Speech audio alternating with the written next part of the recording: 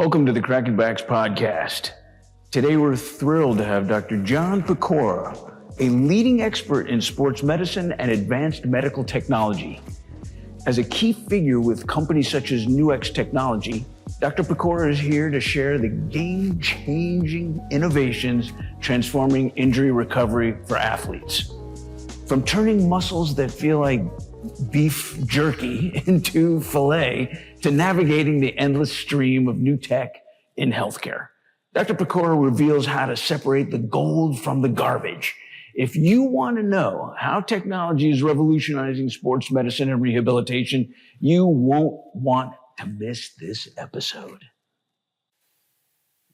All right. Hey, we're so happy to have Dr. John Pecora on our show. I mean, John, it's funny because I was going to do some background on you and I was asking a bunch of your friends.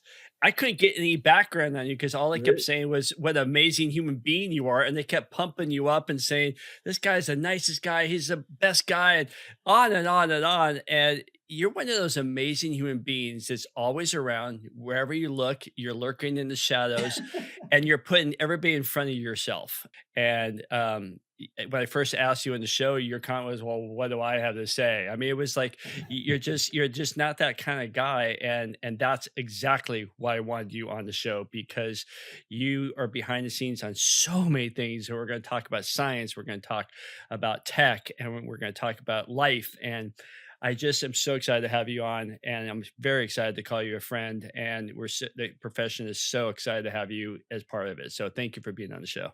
Well, thank you so much. And first and foremost, I paid all those people to say that. I had a list of everybody that I thought that you'd go to, and I made sure that they got a check in the mail before you reached out. So, but I appreciate that so much, and it's just an honor for you guys to have me on and to speak always with two great sports chiropractic legends. I mean, you and Spencer, have really revolutionized the profession and the industry. And I know this is supposed to be about me. I wonder, have you guys, and I've listened to a lot of your great, amazing pods. Have you guys done a background on yourself at all and kind of spoke to, your evolution as far as how you got into? I mean, obviously this is for another time, but I think those stories are so meaningful and so impactful to a lot of, whether it's even older, professionals or younger chiros coming out of school and seeing, hey, I want to be. But we want to talk about you, and we want to talk about all that stuff. I know it may be your uncomfortable subject, but we want to talk about you and nothing else. So I got to hear what got you into this profession, because your past is pretty cool. So what got you into the profession and the draw and the collaboration and about science and tech, but what actually got you into being a chiropractor?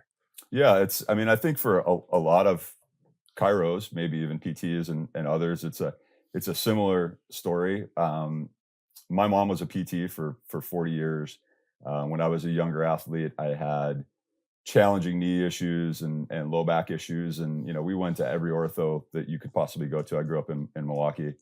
And I didn't know at the time, but what I realized over time was that a lot of the focus was specifically on the injury or the pain site. It was specifically the chief complaint, and that's really where they focused. If my knee was really bothering me, they focused on my knee, and they gave me straps to change the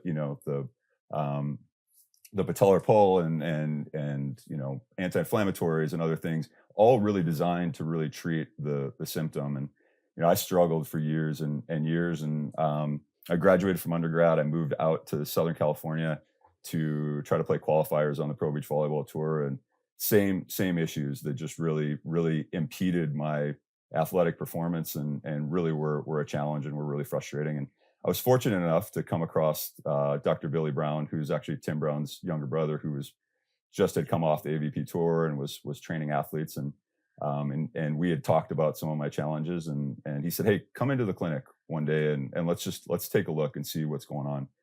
And within 10 minutes, and this is a lot of, similar, when Troy, you guys had an amazing podcast with Troy Van Biesen the other day, who's another legend, and thank him for his work and everything that he's done and sharing, his message and his experience. It was I had right knee issues and right low back issues. And within 10 minutes, he's like, hey, it's your left hip. And no one had ever looked at anything other than the spots that I complained about ever. I went to the best PTs in, Milwaukee and Chicago. I went to some of the best orthos. And within weeks, I felt a dramatic improvement. And I thought, man, this, at the time, and it's funny, I was living with Dr. Travis Conley. We were roommates. Travis was also playing qualifiers, and he's now the head chiro for the Chargers. And at the time, I was about to take the MCATs. I was going to go to med school. I wanted to be an ortho. My mom was PT, and I kind of loved sports medicine. I had been coaching volleyball and other sports for years, and Billy said, "Hey, you should go to chiro school. Like, you can spend more time with your people. Your targeted time as an ortho is 3 to 5 minutes if you're lucky. Your goal is to get in, figure out what diagnostics you're supposed to, administer, and then get out. And you can't really do a whole lot to educate your patients and your athletes on how not only to get out of the pain that they're in, but to prevent, any further issues and continue to become more healthy and more functional. You look at other cultures, and they get into their 60s, 70s, 80s, and they're able to do a full sit, squat, and hold that for minutes at a time and move, and they do Tai Chi, and so you want to be able to share some of that information. And Travis had decided he was going to go to chiro school. It was LACC at the time, and while we were there, I think second or third term, it became Southern California University of Health Sciences. Imagine saying that every time that you answer the phone, but SCUHS.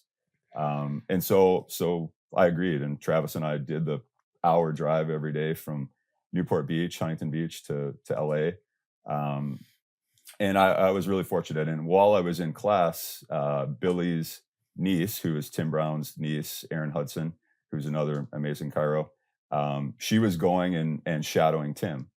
And, at the time, Tim was the medical director for the AVP. He was the first chiro, I think, to ever be a medical director for a professional sports tour or organization. And so we would go and hang out with him, and her and I would sit in the corner and just observe, as students and interns, and watch Lennox Lewis and Kelly Slater and, all kinds of other athletes walk in and out the door. And we saw the passion that Tim had for sharing information, for sharing the story as to why they were having the challenges that they were. Some of them were just coming in because they wanted to improve performance. How by changing tissue quality, you could allow the brain to connect to those muscles and respond better and protect the joints.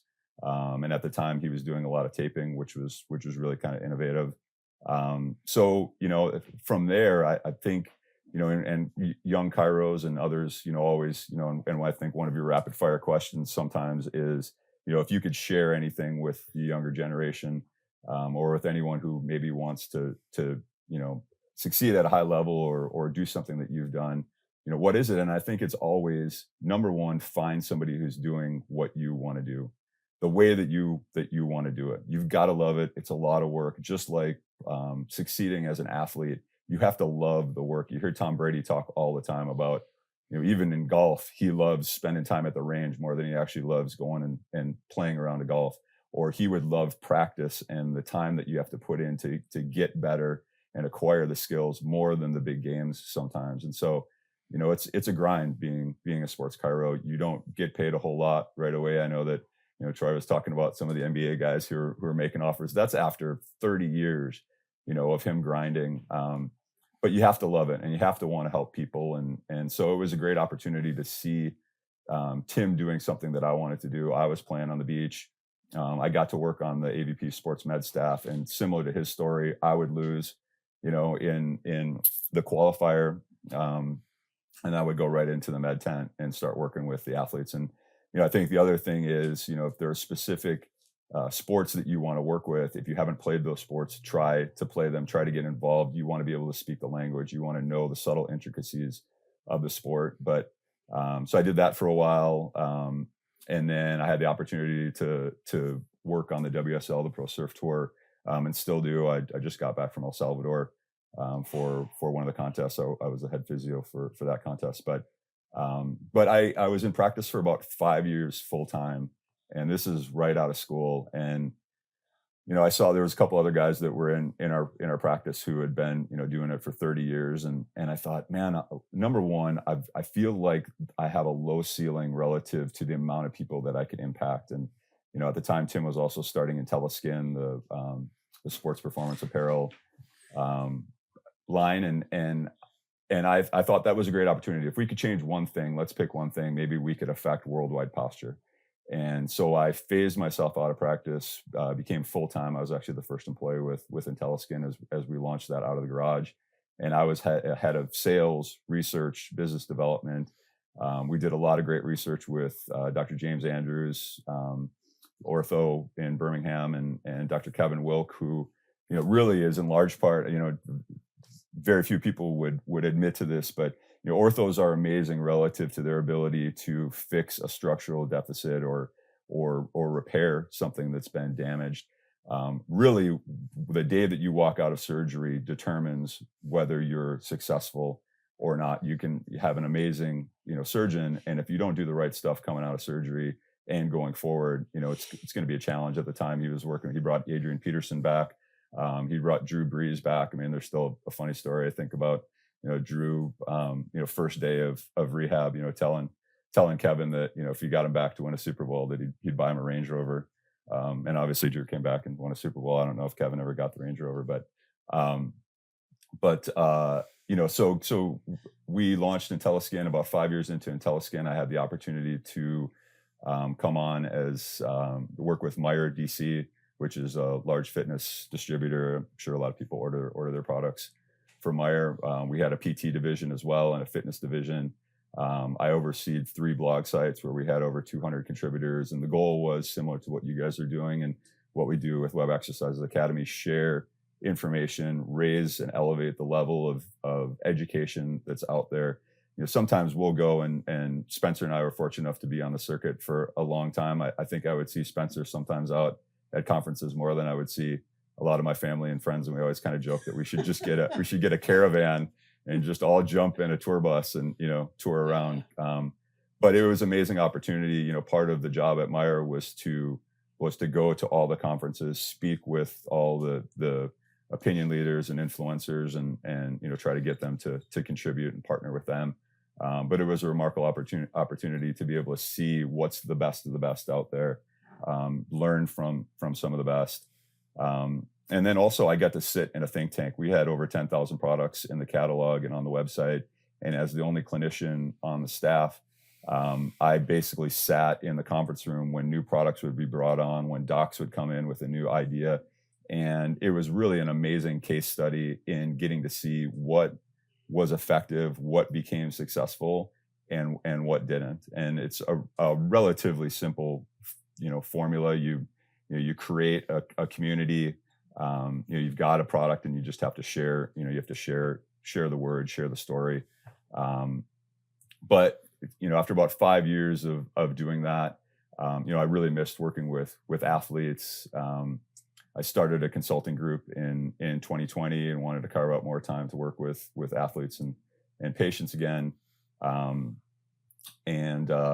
there, our clinic is pretty fun. We work with NFL, MLB, NHL, UFC athletes. We just had a couple athletes in the Olympics. Dr. Terry Romine, who's one of our other chiros, travels with Red Bull and with the surf tour. He was just in Tahiti for the Olympics, and the Red Bull team won 2 golds and a silver in both the men's and women's surfing, and it was a lot of fun. Chopu is one of the heaviest waves in the world, and to see some of the best in the world out there doing it on the world stage was amazing. Dr. Frank Acuna is also in our clinic. He, old school Gonstead adjuster. He also decided that he didn't know enough about PT, so he went back to PT school.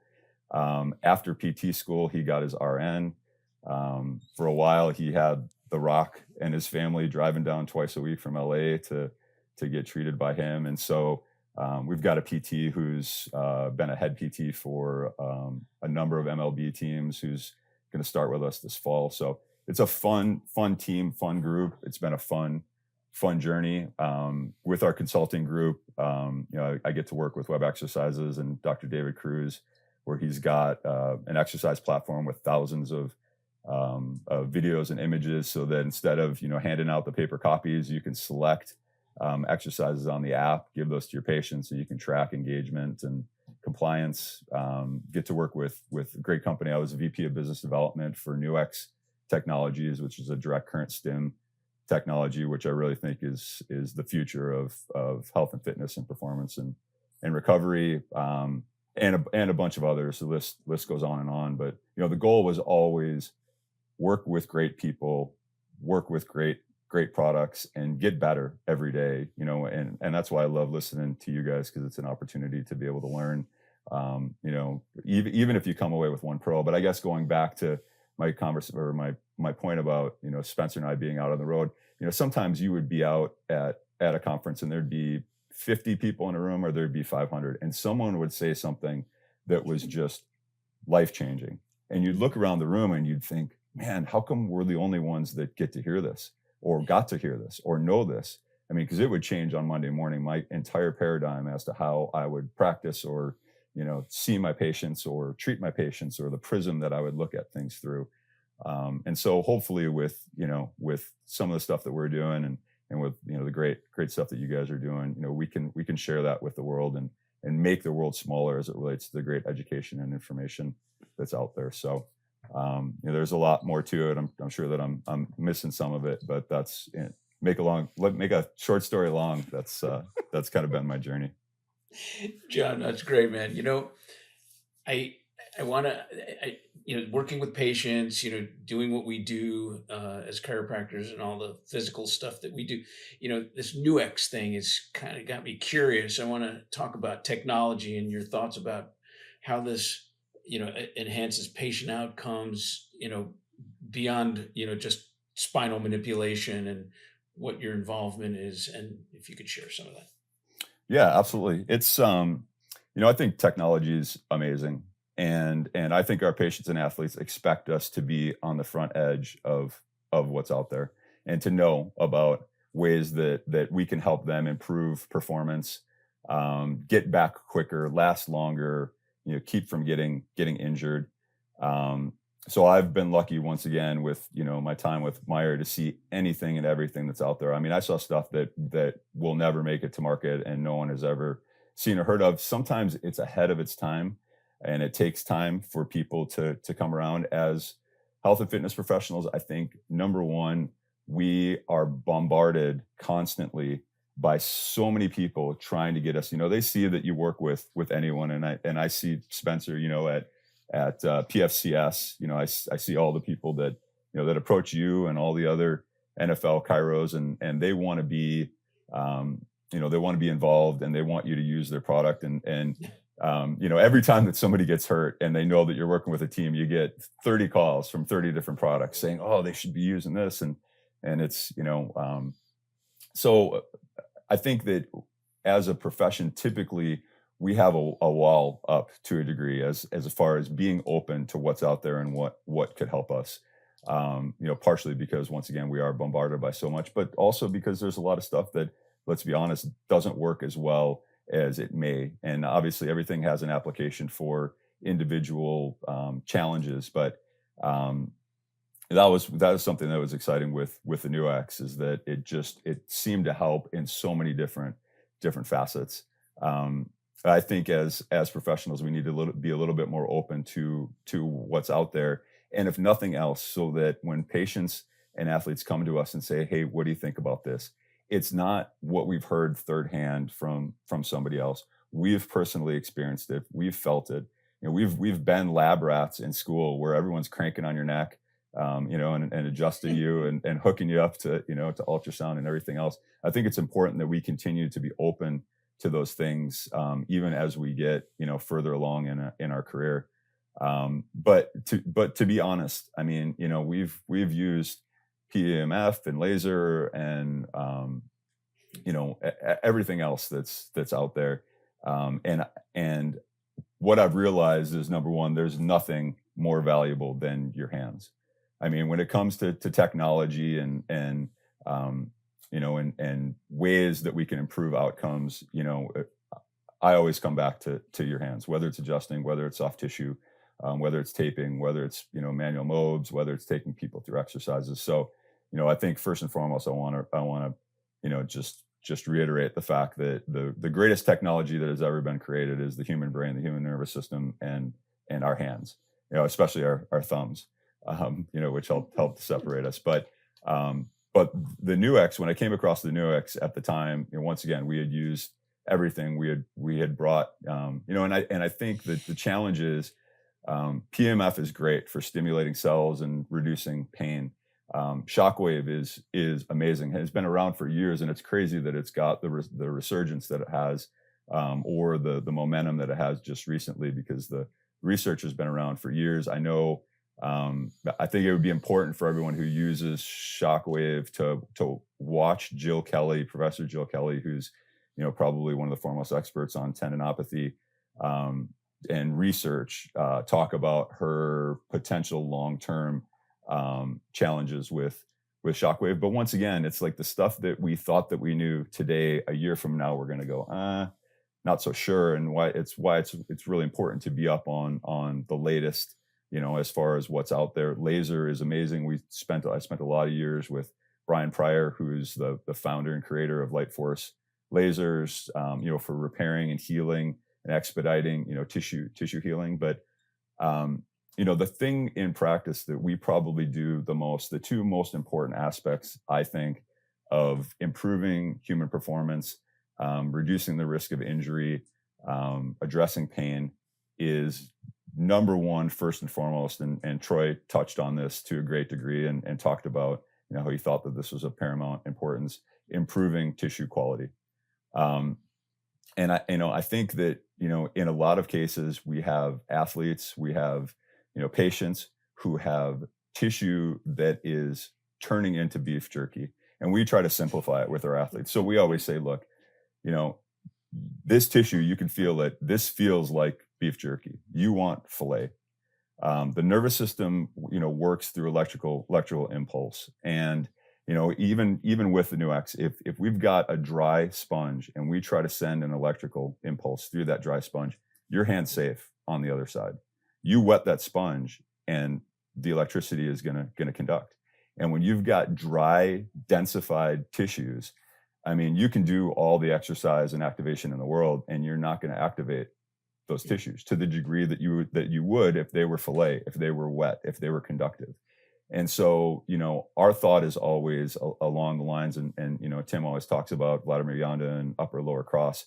If you've got tight, short, understretched, overused internal rotators of the shoulder, and you've got shoulder pain, and you're not addressing those tissues that are pulling you almost like a really tight bungee cord with a lot of knots out of balance, good luck trying to activate scap stabilizers. And so, the one thing with the NeuX is great is that you can use it to release and relax tissues, to bring in circulation after we've done soft tissue. And a lot of the protection and guarding in the body, a lot of the tightness that we feel like we need to stretch lots of times, is the brain really guarding an area that it feels like at one time, maybe it was years ago, maybe it was recent, that it needed to shorten and tighten and protect. So, I think it's important to delineate areas that are short and tight because they're short and tight, and areas that are short and tight because they're protective and guarded. But with the NeuX, we can place pads on an area, have you go through range of motion, and it almost seems to allow the brain to relax and release, and take away that protective guarded mechanism, which maybe was needed. Once again, 2 years ago, your brain never went back and said, hey, it's 2 weeks later, I need to release and relax and take the body back to normal. It just knows what you give it. So we use it in large part to release and relax tissues, but then to activate. And so, you can have a great piece of filet, but if the brain is disconnected to that area, or those patterns in the brain have disconnected, good luck, once again, trying to get that quad to fire to help to stabilize the knee. So we use it in large part to really expedite that process of reconnecting the brain. Most stim, like, TENS is an alternating current, 50 to 150 hertz, even interferential, alternating current typically. And, the NeuX has a 10,000 hertz background alternating current, which is always there, which helps to relax the nervous system. But it also allows what you're really getting the benefit from, which is the direct current, to go directly into the muscle and activate the muscle. And then you can control that direct current. And one of the ways that, from a simplification standpoint, we talk about it is, the frequency range is 50 to 250 hertz. 250 is relax, release, flexibility, mobility. As you drop the frequency, it's almost like throwing a plate on the barbell. The guy that lifts the car off the kid, it's not adrenaline that's doing the work. It's adrenaline signaling to the brain. We need all hands on deck. We need every possible muscle fiber to fire. And so we have that capability within us all the time. But if you're lifting a 20-pound weight, your brain's only going to let you use the amount of fibers that it takes to lift that 20-pound weight. So with the NeuX, you can actually place that on the muscles, and that 20-pound weight can, to the brain, be a 100-pound weight. So you're getting more work done with less load on the joints. So it's, once again, I don't use a whole lot other than my hands and tape. And we've had access to everything. And, but when we came across this, because when we had PAMF, we would use it with these certain patients, or laser with these certain patients, or shockwave with these certain patients. And literally we've got 3 in our clinic, and our PTs are fighting over them all day. Cause even if it's just 2 minutes while we're doing tissue work to release pec minor, we're at the same time activating, middle lower trap and infraspinatus and scap stabilizers. And so we can also put it on an ankle and be mobilizing and rehabbing. It's just been a great tool. So, but that being said, once again, I think that when it comes down to, outcomes, there's nothing more valuable than the technology of our hands. Let's talk pasta, oats, grains, and more. I'm gluten-free, and this one item I can have without any consequences. Since we always talk about fueling our bodies the right way, that's where Guardian Grains comes in. No kidding. Their products are a massive shift towards healthy eating. Guardian Grains is all about healthy, sustainable grains that not only taste great, but are great for you and the planet. Whether it's breakfast, lunch, dinner, Guardian Grains has you covered with all kinds of nutrition that keep you going strong. Perfect for long days of just living life. Plus, knowing it's sustainably grown, that's a win-win. Sincere appreciation goes to the Guardian Grains for sponsorship of this episode and for making it easy to stay healthy while supporting sustainable farming. Click the link below the description to buy some of your own. You'll taste the difference. Hey, John, with what you did at Meyer with reviewing, product after product, it reminds me of when I asked one of our athletic trainers at Miami Dolphins, we are that place is a target for new and innovative products. And I mean, they get it thrown at them all the time. And I asked him, I go, how do you discern what's good and what's not? So I'm going to ask you the same question. How do you figure out, with all that technology, what works and what doesn't? And, and what do you think is going to make it in the, athletic world? Yeah. So, and I think that's a really interesting question. And I think that, there's been a lot of groups that have very large budgets who have attempted to try to answer that question. I was, once again, with Meyer, I was fortunate enough to go to a lot of the PT conferences in the APTA, the American Physical Therapy Association. They've got a series of sections, and every year they do it's basically the business section of the Physical Therapy Association. It's called Private Practice.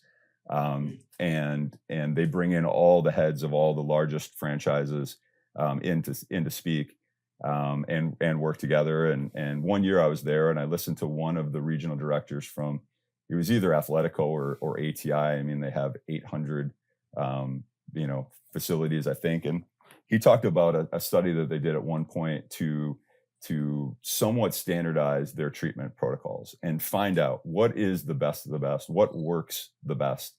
And so they took every modality that they had. They took every, possible therapeutic intervention that they had, and they put it through a multi-year, I think, test to see what proved out. And then they were going to build their protocols based around that. And I think the one thing that they really learned was that a good majority of the innovations and the technologies proved out to a similar degree. And what they realized was that no matter what it is, to a degree, once again, some obviously work better for specific instances than others, and you can show that in studies. If the care and the treatment was consistent, and the provider believed in what they were doing and was able to convince the patient that what they were doing was effective and was going to help them, and there was a sense of hope and encouragement, and they took an active role in their care, it was successful. And I think one thing that they learned from that was that, if you can have good practitioners and you can be consistent with care and you can get the patient to buy in, you're going to get good results. When it comes to the brands and the products, once again, I kind of spoke to the simple formula that we saw work, and it was pretty consistent across the board. I think in large part, you have to have a great product. I think there's a lot of products that maybe aren't so great, but they've got great marketing and they end up being successful. But if you're able to have a product that works and you're able to tell the story, and then you're able to create a community, which is Greg Rose from TPI talks about it all the time, create a community around that. Those were the products that did the best. You've got to be able to last. I think it's another reason why a lot of higher level practitioners or higher visibility practitioners are very closed to being open to certain technologies, because it may be an amazing innovation, but if they're not around next year and you've gone and told all of your patients and all of your athletes that this was the next thing, and then that company isn't able to survive, it becomes a real challenge. So there was few that were successful, and are still around. And I think that you could probably look at the few that Foot Levelers has been around forever. I may not be an advocate of orthotics to a degree. I think that they're potentially something that you can use as you're working through a rehab process to get the athlete to a place where they have better foot mechanics and control. But they've done a great job of creating a community, giving back to the profession. And there are others like Light Force Lasers. They've done a great job. They were acquired by Chattanooga. But I think that there's a lot of great technologies that are out there. But once again, the ones that were successful, and it was so apparent and so obvious, they had the resources to be able to go to all the conferences, because you've got to create relationships over time. You see the guys that are standing there in their booth and they don't know anyone, and they go back to their investors and there's no ROI based on that, that conference that they went to. And the investors go, no way are we going back to that. And I always tell people it takes 3 years typically of you being there and being consistent before they'll even stop at your booth and say hi, because we see too many people come and go. And it's almost like neighbors in your community, where if you've got a lot of people turning over, you don't even make attempt really to get to know them, because you know that they're going to be gone next year. And so, if you can last and you can build your brand and you have the resources and the commitment, I think a lot of people also see the opportunity to be able to drive revenue based on the profession. And it's strictly a transactional type of relationship. They don't create the relationships that allow you introductions to maybe the big thing that might help. And they go in and it's all about them, to your point earlier, about our conversation, and they don't last. And so I think it's having the resources to stay, trying to build a community, trying to build relationships, doing it the right way and doing it for the right reasons, really helps to prove out the model. Okay. I wanted to ask you about, there's influencers out there, there's testimonials, there's all sorts of, and relationships are great. But what we experience in the sports world that has always been a thrill is measuring differences, objectively measuring a change, and not just saying, oh, I feel great, which is what the average patient would come back with, or the average person might say, but making a very objective and clear difference in speed or strength or recovery or what have you, that makes it objective. With technology now, you can do a lot more measuring, and I think that is probably I think about the the old, dieting before and after, images that were popularized many years ago. You show the fat person and then he got skinny off of this vitamin, something like that. But those were super popular because it was objective. How do you determine and use an objective measure with maybe NeuX or any of the other technologies that you see out there? Yeah, and I think it's important for patient buy-in, and for compliance, and for, once again, their belief in that this is helpful. I mean, I think it's why sometimes supplements are a real challenge, because it takes years of taking supplements, lots of times the good ones, not the ones that you feel immediately, but to make a change. And so there's got to be a lot of belief and trust that this is something that's going to be good for me. And I think there's nothing more powerful than being able to show objective outcomes and quantifiable, metrics, that improve and show proof that something's happening, and you're making an improvement. I think there's a lot of technologies out there, from force plates to motion capture, that allow you to show increases in range of motion, like Troy was talking about, where you started and, where we need to get you. But to be honest, I go back to, to my hands and the things that I've learned over the years as far as assessment. So when athletes walk in the door, we take them through a real basic assessment. We see where they aren't moving well, related to their pain. And lots of times, once again, they come in with a right knee issue and we're working on their left hip. And so we check and see, do they have limited dorsiflexion? Do they have limited, applies, and shoulder range of motion? And then we'll do some work and we test them right after working on that area. And they can see increases in range of motion, or they can see decreases in pain. And immediately they know that this is something that's helping them to a degree. So, Tim always talks about test, and retest. I feel sometimes like maybe, people who grew up in, Catholic church, where you're up and down, up and down, up and down, our patients kind of feel sometimes like, but we work on a specific area. We'll work on, a calf, or we'll work on, a hip, and we have them move, we have them go through some of the tests. We check their squat, we check their range, we check their function. And we're doing that constantly, because from a diagnostic perspective, I want to know what's making the most change. And if I work on everything and they're better, maybe 75% of the stuff that we worked on wasn't as impactful or important at this moment as what we worked on. And so, we're big fans of constantly testing as we work on areas, and allowing them and almost mandating that they become an active participant in the process. They've got to give us feedback when we're doing tissue work. They're not white knuckling it on the table. It's on a scale of 1 to 10, 7's uncomfortable. We had a patient, a high level basketball player that came in the other day.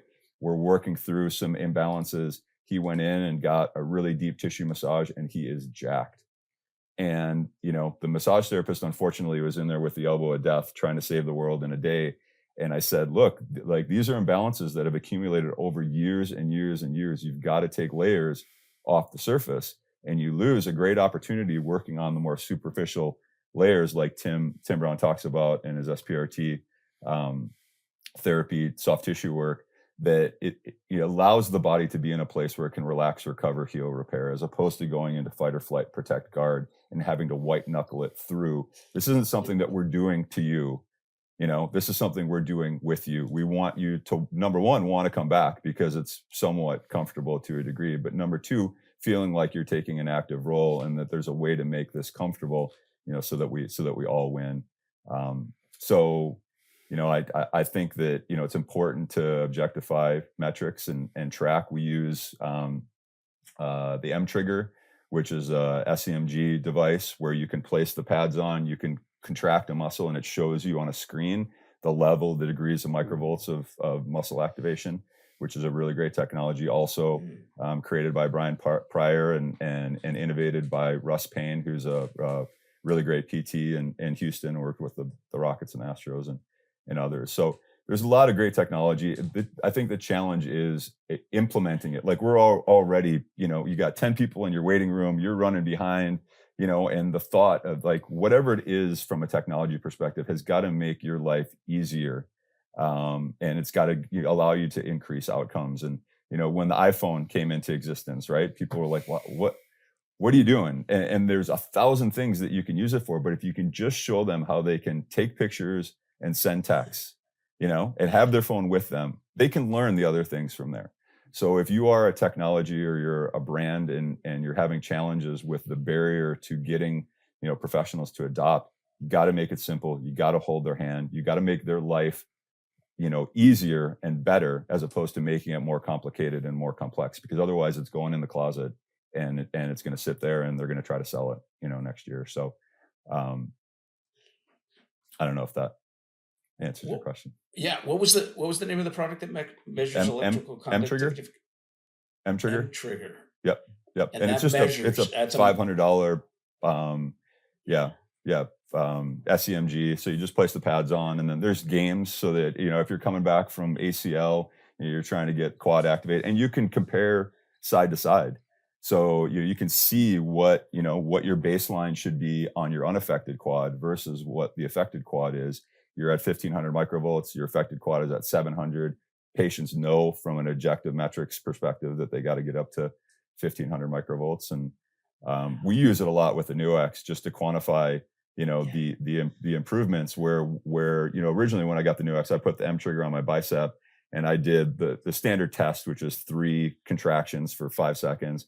And it registered 700 microvolts, which I don't think is probably very impressive for a bicep contraction, but it was what it was at the time. And I put the NeuX on. I did 1 minute of just unweighted bicep curls. I took it off. I put the M-Trigger back on, and it registered 2,800 microvolts of muscle activation. And I thought, whoa, that's interesting. And so I took it off. I went back to the office. I'm answering some emails. And about an hour later, I thought, did I just have residual juice flowing through my bicep? And that's what it was picking up on. And so I went back out and I threw the M-Trigger back on, and I registered 2,100 microvolts. So an hour later, still a 3-time increase in muscle volts of microvolts of muscle activation. And so, when you can show patients things like that, and I think the other thing is, then we started to do tests, and we thought, okay, well, we've got dynamic warm-ups that we do to get an athlete ready to compete, to wake up muscles, get them to fire. And there's a lot more that needs to be done with this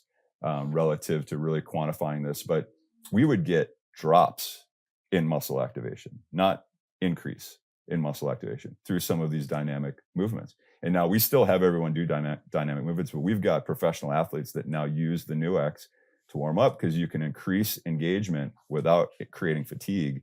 It's kind of similar to the thought process of kind of what the Mark Pro tries to do. You had pitchers running poles after a bullpen or after an outing to try to flush out their legs, but you're creating a lot of fatigue in the system in doing so. So the thought process with the Mark Pro was, could we flush and pump without creating any fatigue? And that was the thought process.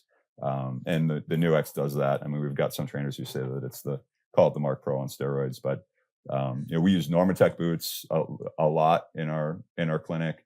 I think if there's one thing, if I was deserted on a desert island and I could only bring one thing, and I couldn't bring the NeuX, it would probably be the HyperIce Hypervolt, the vibrating foam roller.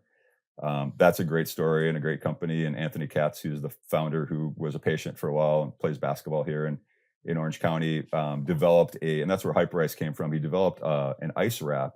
He got sick of wrapping up his knee with an ice bag and punching a hole in it, and leaving a trail for his enemies of water leaking out of the ice bag.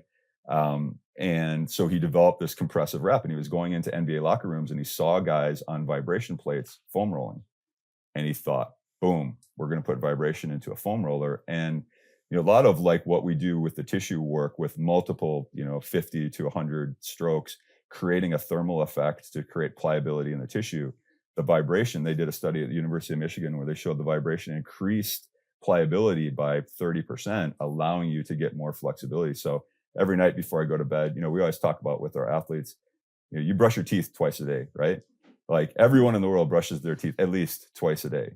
And you could argue that your spine and your hips and your knees are maybe more critical than your teeth. I mean, you could rip your teeth out, put new teeth in, and you'd be okay. I mean, I guess you can do that with your hip and your knee now, but we always say every night you get done brushing your teeth, you need to go roll for a couple minutes, stretch for a couple minutes, and then do a couple activation exercises, whether it's a plank or, we love Stuart McGill's, big three and a lot of the stuff that he does. So we'll have them do, plank, side plank, bird dogs, lift offs, some stretches, maybe some Soma or Eldoa or foundation training stuff, just to create some activation. And you create those patterns over time. And it's that repetition that really builds, the benefits. And it's, sorry, I could go on for hours, but it's one of the frustrations with rehab is that, people lots of times will do their exercises to get better. Everyone's motivated by their pain or their limitations, right? If they can't do something, they're really, really motivated. The second that their pain goes on their radar from here to here, they're back. They stop doing their stuff.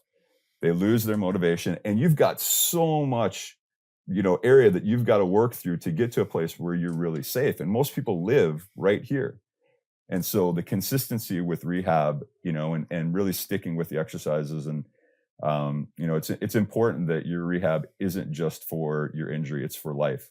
Like those are the exact exercises that are going to keep you from having TJ. We just had a few MLB pitchers that we rehabbed and got back. And it always amazes me the limitations of what's done out there relative to what we know and what could be employed and what they should be doing.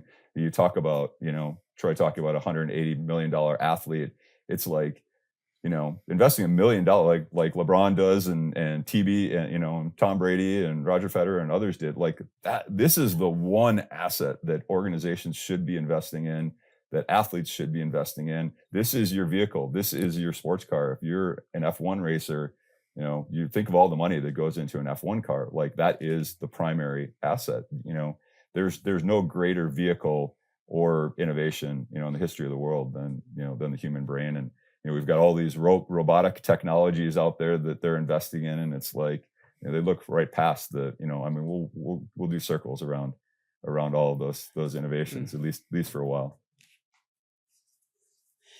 I'm fascinated still by the way you measure the difference in muscle electrical conductivity or strength.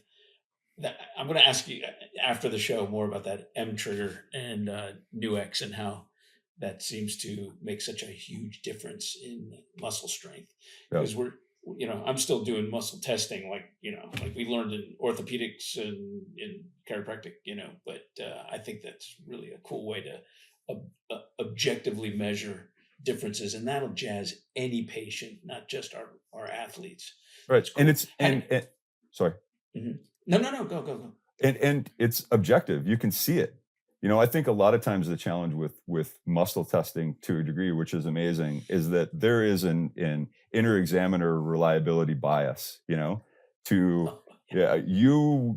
whether you realize it or not, you may be pushing a little less than you should. I went into to get muscle testing. I was doing some consulting with a group, and knowing what I know that he was not pushing. I could feel it, and whether it's involuntary or it's intentional or it's unintentional. I think being able to show people numbers. Once again, people lie, numbers don't. I think it's important. So I just think utilizing whatever technology is out there. I just implore the technology brands to make it easy to implement, make it easy to tell the story, simplify the process, get it in the door, allow practitioners to use it for something that's super beneficial, and then you can evolve and expand from there. But there's just so much great stuff out there. As a practitioner, be open. When you're walking around the exhibit hall, I know that you feel like you're walking into a clothing store where they work on commission and you're just like, head down, but be open. Those people are out there to try to help you, to try to, and they may all think that their one thing is the most important thing in the world. We know that that's not the case, but it may be a really important spoke in the wheel of what may benefit your patients. And, when it comes down to it, I think that's one thing that, Gary Gray was talking about on your podcast, is that, it's not about us, it's about the athlete, and it's about what can we surround them with to make sure that they're getting the best care. And I think that, with what Tim Brown has done with the WSL sports med team, where we just did the US Open down in Huntington, there was 40 practitioners from, from mental performance coaches to ATs to, massage therapists to chiros to DOs. You had Jason Amstutz on, who's really brilliant. He was down there, PTs, and others, to try to make sure, that there's everything that we need. And none of us have it all. The goal is to know what you don't know, and then refer or find partners. Frank Acuna in our clinic, maybe one of the greatest adjusters that I've ever come across, in addition to Billy Brown. He's an old school Gonstead guy. We always talk about, the majority of what we do to a degree is somewhat of a shotgun. I mean, he is a sniper in there, and the way that he reads x-rays and can really take one segment and move it when you don't want the other two to move. Make relationships with others. Don't make it all about you. That's the easiest way to lose an athlete. None of us have it all. Get a good team, and you'd be amazed at, there's so many athletes out there, so many patients, to try to keep them all to yourself just doesn't make any sense. So, but it's challenging. It's hard to find people that you work well with. Alan Sokoloff talks all the time about working well with others. He's another legend that we need to thank for helping to, maybe one of the longest tenured professional sports chiros in the history of the profession. So go to conferences, try to learn. Don't sit on your phone just trying to make it through to get your CEs. Like, go find stuff that's impactful, that's going to improve. And there's a reason why we've got yearly CE requirements, and it's not just for the CE groups to make money. It's to mandate that we're out there and we're trying to learn new stuff. And even if you don't want to employ it, at least you can speak from an educated perspective on what's out there, and you can say, yeah, I've done it, I felt it. I personally don't use it, but I can see where they would use it for this or that. It's just this constant, just because you don't know it, bashing it. I think that it doesn't make you look good. It doesn't make us look good as a profession. And I really wish that the profession had a way to unite around a few. Jay Greenstein and I talk about this all the time. There is so much benefit and there's so much good that we could do, but we're so fractioned as a profession. And you look at the American Physical Therapy Association, and their 29 sections come together every year in the combined sections meeting. There's 15,000 PTs in wherever city it is. And they come together as a group, and some of them work in geriatrics, and some of them work in peds, and some of them work in ortho sports. But they don't bash each other for deciding that this guy just wants to do geriatrics or whatever. And so I think, if nothing else, everyone can do, whatever it is that they want to do, practice how they want to practice. But, whether it's posture and function or alignment or something that we could come together as a profession and unite on, I think it would be really beneficial and help to elevate us and raise us. And hopefully at some point, there's a group of us that get together and puts all the agendas aside, and we're able to create, some unifying organization. That's why online CEUs has put a real dent in gatherings, like conventions. And Dr. Terry and I were, that's part of the reason why we do the show, is because we learn so much from just even hanging out, afterwards, after a seminar or after a program with all our peers. And so, yes, you're right. Getting together and really, herding our all the different practices that everybody does is really a benefit. John, let me ask you, is there any idea or topic or subject in healthcare that you believe is not getting enough attention, but has really great potential in the field of sports? Yeah, there's a lot.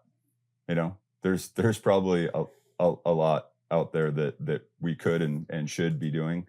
Do you mean, could you, from a treatment perspective, from a performance perspective? Yeah, treatment would be good, but just I left it so it was off the top of your head. If there was anything in particular you wanted to target, it could be an examination style or testing or a recovery or rehab perspective that you feel is something that needs to be more highlighted.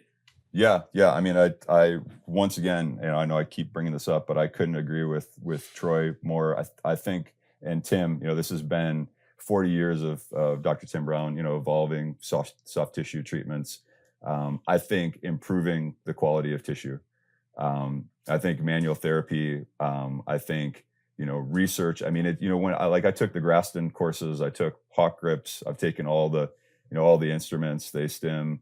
All of them. And one of the things that, the Graston talks a lot about is when you look at levels of research, out of all the interventions that we use, there's probably nothing that's more quantifiable than massage and manual therapy and improving the quality of tissue as it relates to joint mechanics, as it relates to injury. And so I just, once again, in this journey of getting to see anything and everything that's out there, it brings you kind of back to your roots. And one of the things that I loved about going and watching Tim and why athletes would fly in from around the world, because there was very few people at the time who were doing soft tissue, the way that he was doing it. And so, I think, the ability to learn manual therapy from a diagnostic perspective, and that's why it's really great from a lighter touch standpoint, the way that that Tim's SPRT protocols kind of play out, it's a lighter touch. And you would hear stories in school about the blind adjusters who could palpate a hair through 100 pages of a dictionary, and you realize it wasn't from force, it was from getting as light a touch as possible so that you could really feel the contours of what was there. And as you depress, you dampen sensation and receptors and ability to perceive. And so, I think comfortable soft tissue, improving tissue quality, and then activating those tissues. I think the two most, probably common treatments that you'll come across in PT and chiro and rehab and, DOs who do manual therapy are soft tissue and then rehab exercises, right? But if you're just doing rehab exercises and you haven't improved the quality of tissue, you can't activate beef jerky to the degree that you would like to, or a dry sponge, and we try to use simple analogies, so the patient will and they will say, does that feel more like filet or more, because you've got an adductor that just feels like beef jerky on almost everyone. And so, but once you've improved those qualities of tissue, you got to reconnect the brain. Otherwise you've got dead filet sitting in there, to a degree. So I think the two are, our goal, and Tim's got a number of SPRT therapy courses that are coming up in the future. Check out the Instagram if you get a chance, please. It's SPRT therapy or Dr. Tim Brown TV Sports Care. We're doing one in Oahu, North Shore, during the pipeline contest in Hawaii in December. We've got a bunch coming up in Newport Beach, some in LA and Florida. And but I think the two most important factors are improve tissue quality and then activate that tissue, and it helps to improve performance and reduce the risk of injury. So I just think there should be more manual therapy and more comfortable. A lot of people equate tissue work with once again the elbow of death, or somebody getting in there super deep for a couple passes and you trying to white knuckle it and hold it through. And I've been through all that and I felt all that, and I always resonate with what seems to work best for me. Hey, John, thanks.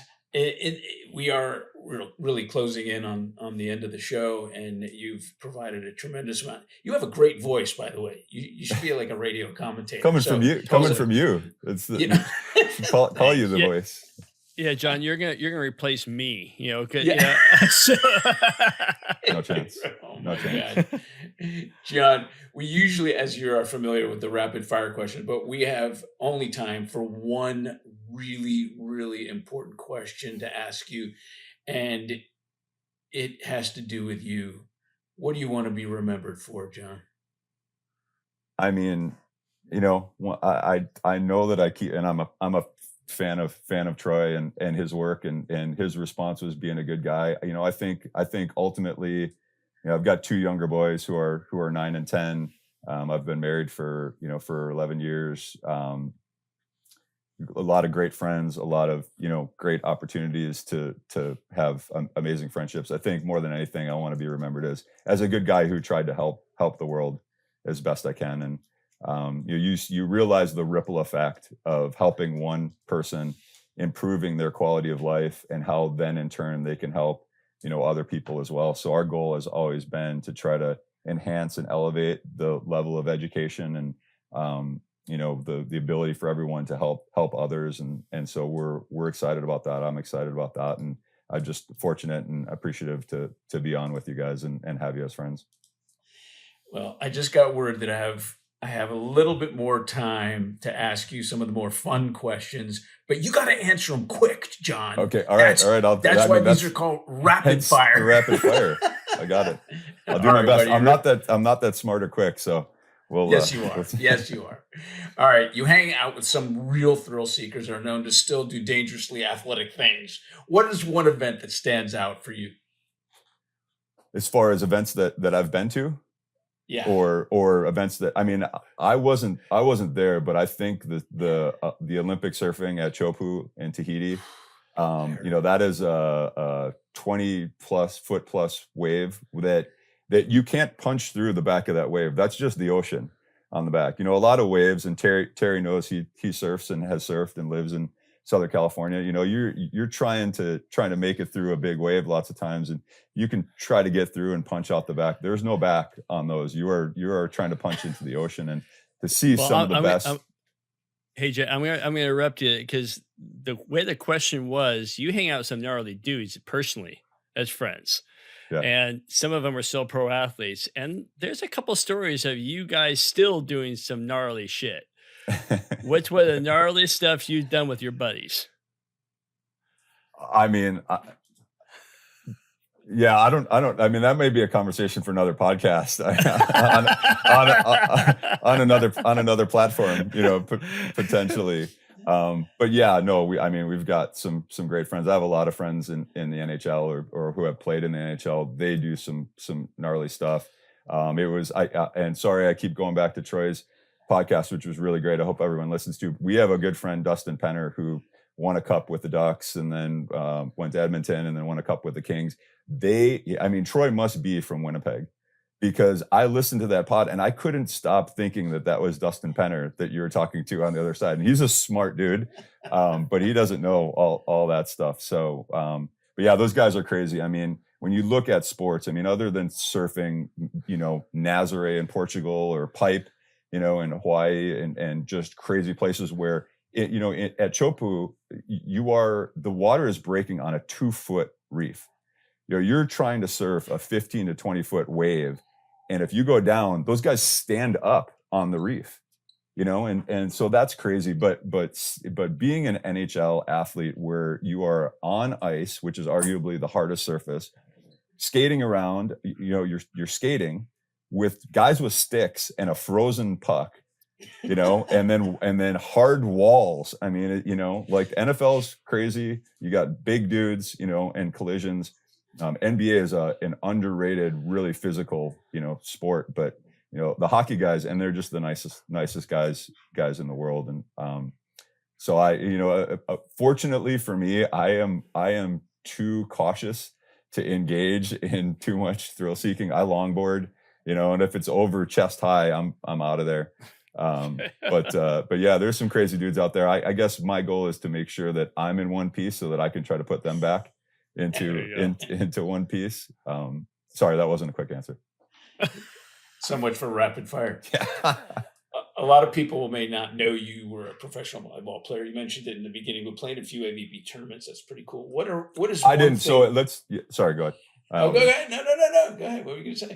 I made it a couple of times to the game to qualify to get into and played against guys who had been on tour for years. I never actually personally qualified, but I trained with all the guys who were, top guys on tour. And once again, I wish that I would have known younger. And this is why I'm so passionate about this, because it kind of devastates me to a degree, knowing what I know now and what I didn't know then. And you see athletes that you share information with them and they're like, how did I not know about this 10 years ago? Or they're retired and they're like, this could have completely changed my career. So it's one of the reasons that we're so driven to help people, because we don't want them to go through what we went through and the struggles and the challenges and because there's nothing like whatever your sport is, when you are playing good and you're feeling good. And I still go out on the weekends and play with, some of the best guys, at our level to a degree, or have played at a high level. And there's nothing like it when you're feeling good that day and you're jumping and you're moving and you're in the zone to a degree. There's no feeling like it in the world. And so we want everyone to be able to experience and feel that, even if it's with pickleball. I'm not going to ask you another rapid fire question. I'm sorry. No. We're actually, you answered them thoroughly. I think we should end right now on a hot note like that. What do you think, Terry? I think JP, you're the best, and I feel like I want to take a nap after listening to all the shit you do in a day. So it's always a pleasure to be inspired and hear something new. I'm going to be looking up M Trigger. I'm going to look more into this NeuX. So thank you so much for everything you do for the profession, man. You drive people to be better, and what you want to be remembered for is exactly what you're going to be remembered for. So we really appreciate you being part of us and making us, you're already a legend, whether you want to admit it or not, and you're making us feel like so proud, and you're driving me. I want to learn from you. So that's really cool. So thank you for taking the time to be on our show, and thank you for taking the time to do what you do. Thank you so much. Thanks, appreciate you guys. Thanks for doing what you do. Love you. Love you too. Thank you for listening to today's episode of the Crackin Backs Podcast. We hope you enjoyed it. Make sure you follow us on Instagram at Crackin Backs Podcast. Catch new episodes every Monday. See you next time.